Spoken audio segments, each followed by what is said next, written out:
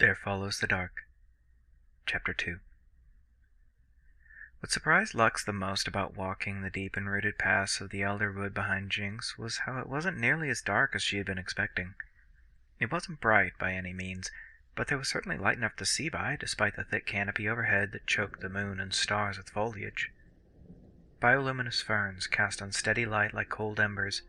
Insects that shone faintly from their bulbous thoraxes buzzed about like drifting motes. Moss and lichen clung to the tree trunks and gave off the faintest silvery glow. All of those capricious little barbs of light, shining from so many different places, made the shadows a mutable and inconstant thing. Above her, the branch shadows danced and capered like marionettes in the night, all to some unheard tune, and the leaves caught flickers of the light and flashed in myriad shades of blues, greens, and violets. "It's so beautiful here," Lux whispered as she forced herself to look away from the flora and back to Jinx, who was dutifully towing her along. Jinx gave an apathetic shrug. "I guess so." Her black pinned eye appeared over her shoulder. She turned her head slightly for a moment and was framed above an insouciant smirk. "Not really a woodsy kind of girl." Lux goggled for a moment and shook her head. "But you're a witch." "And?"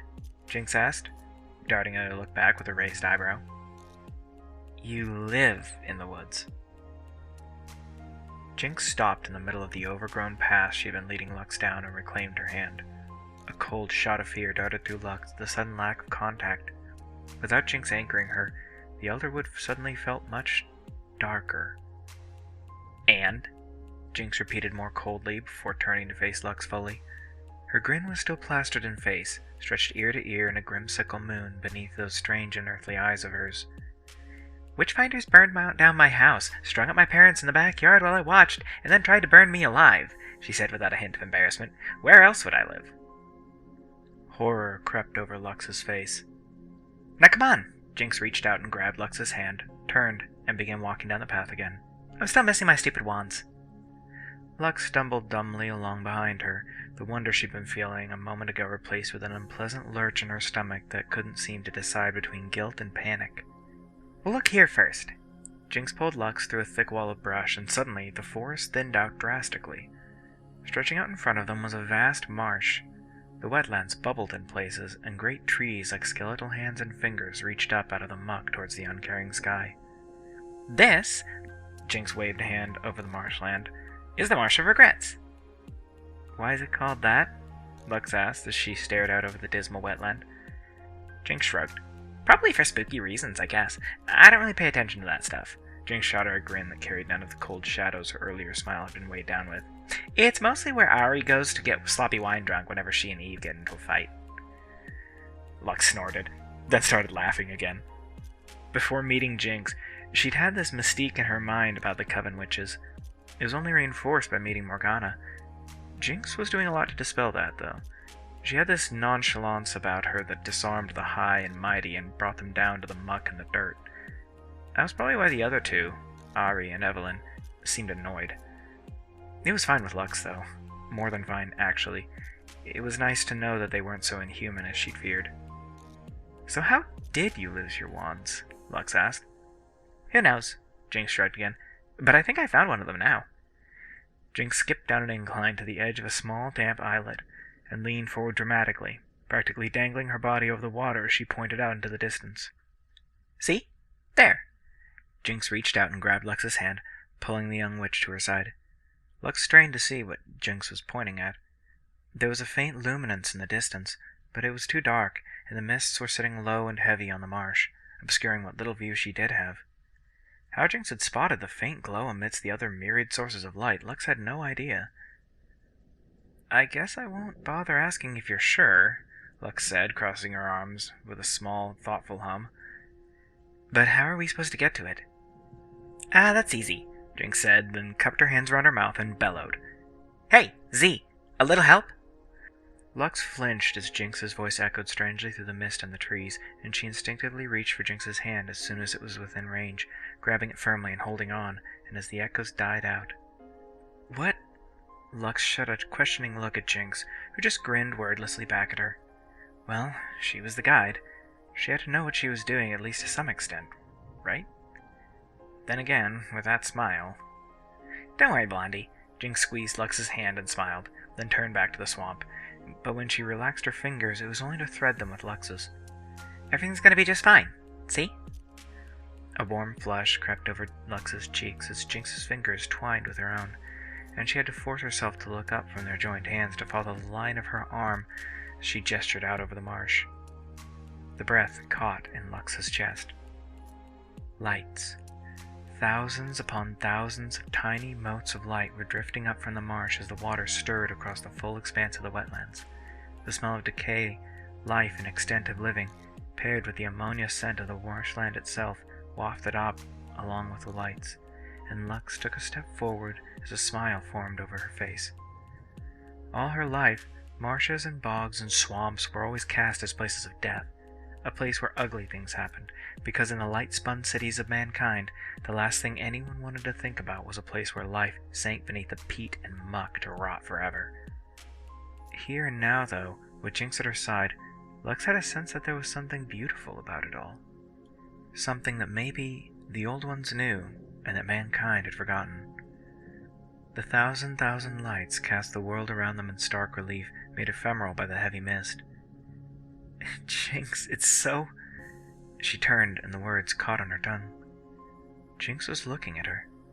Her eyes, like pools of night, centered by a gleaming stone of blue, were fixed directly on her, like she was trying to memorize Lux's face in that moment.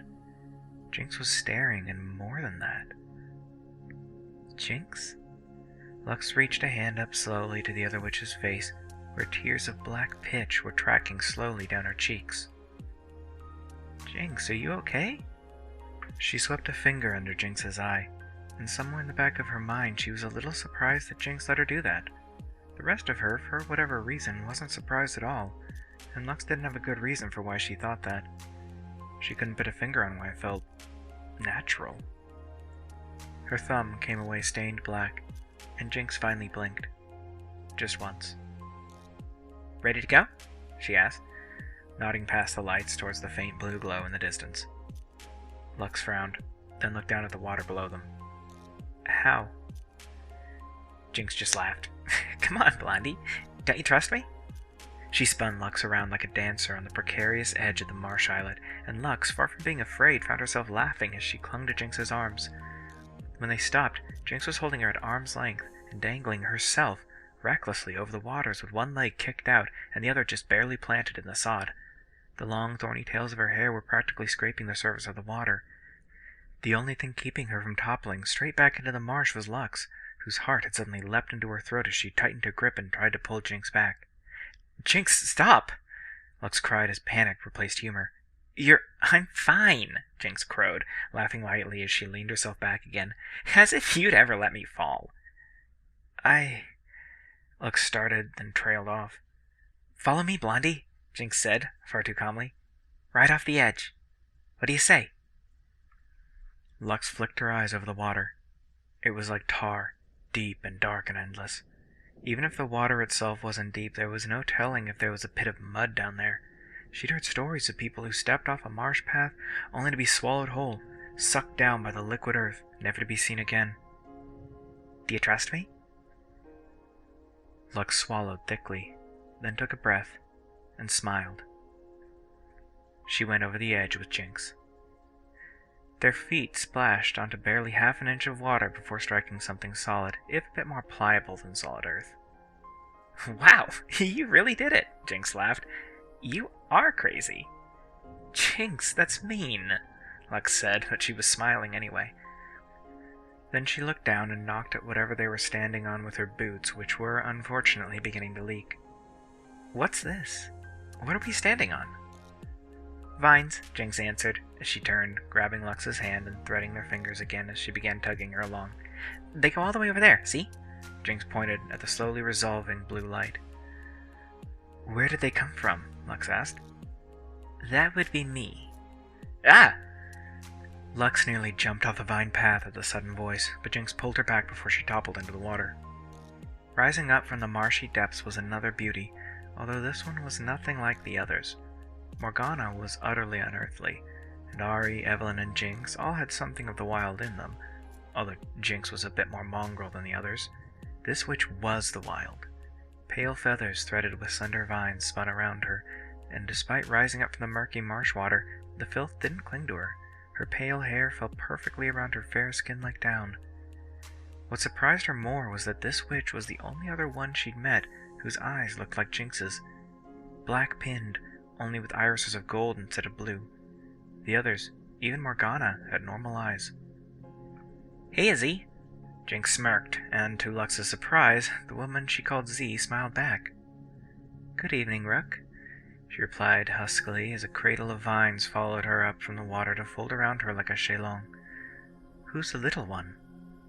"The newbie," Jinx replied before turning to Lux. "Blondie, meet Z. Zyra." "Whatever. And Z, this is Lux." Jinx gestured between the two of them, and Zyra smiled indulgently as she extended a hand, which Lux took gingerly. The dark substance covering her hand like a glove had an oddly rugose feel to it, like thick vine or soft coral. "Pleasure to meet you," Lux hiccuped.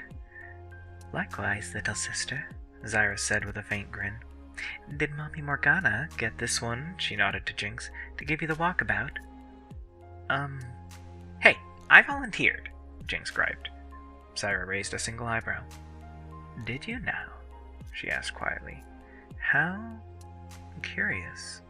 Zyra eyed Lux for a moment, then looked back to Jinx. "Why?" "Why's the plant lady care?" Jinx asked flatly, crossing her arms over her chest as her smile hardened. It didn't fade, it just turned strangely cold. "Perhaps the plant lady is simply concerned about her beloved little sister's well-being," Zyra offered with a faintly mocking laugh as the vines bent down to lean her forward until her face was inches from Jinx's. "You're using my thorn road, so you owe me an answer, Rook. You know the rules." The corner of Jinx's mouth twitched, and after a moment of silence she lowered her arms, reached out, and took Lux's hand, threaded their fingers, and squeezed as her smile broadened and nearly flashed in the inconstant light of the floating motes around them. "Because it's Lux." She said it as if it were the simplest question in the world to answer, as if the notion of her not showing Lux around was absurd. "Because it's Lux, Zyra echoed, her expression darkening as she drew back from Jinx and relaxed into her cradle of vines. "I see. So it's that, is it? Curious. Curiouser and curiouser, as they say." She looked over at Lux, and her full lips curved up faintly in something that was very much like a smile. "Well then, welcome to the family, Lux." And without another word, Zyra was gone, swallowed by the murk in the marsh. "Bye, Z." Lux waved childishly at the water before turning and tugging Lux down the near invisible path of vines towards the light. "Jinx?" "Yeah?" Jinx looked over her shoulder at Lux. She chewed on her lip for a moment as she considered what she wanted to say. There were a lot of questions in her head, but one stuck out, even if she couldn't say why it was that it stuck out so quickly.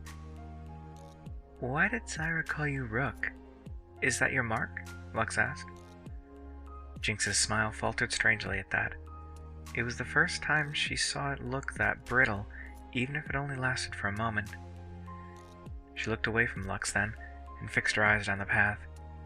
All witches had a mark. Some called it a familiar, others a totem, but it was always an animal. A descriptor, usually a color, but not always, and then an animal. Morgana, the ashen owl, was the most famous. "Yeah," Jinx said quietly without looking back. "That's me. The Rook." "The what Rook?" Lux asked. "Is it like the Grey Rook, or the Moon Rook, or..." Jinx stopped in place and her hand tightened almost painfully around Lux's. For a moment, Lux could swear that Jinx was shaking. Then it was gone and over, and Jinx looked back at her with that same ear-to-ear smile that she always seemed to wear. "The Morning Rook," she said. "I'm the Morning Rook." Lux stared for a moment. That seemed like an exceptionally odd title for someone like Jinx. Maybe that's why it worked, though. She wasn't quite sure. The Morning Rook just sounds so tame as a moniker for Jinx. "I guess rooks are diurnal, so..." Lux shrugged. "The Morning Rook, huh?" "Yep. Now come on, I want to show you my wand." Jinx tugged her along, and Lux fell into step behind her, following Jinx as closely as she could as the marsh water splashed into the soles of her torn boots. She couldn't help but wonder, once she was fully inducted, what her own mark would be.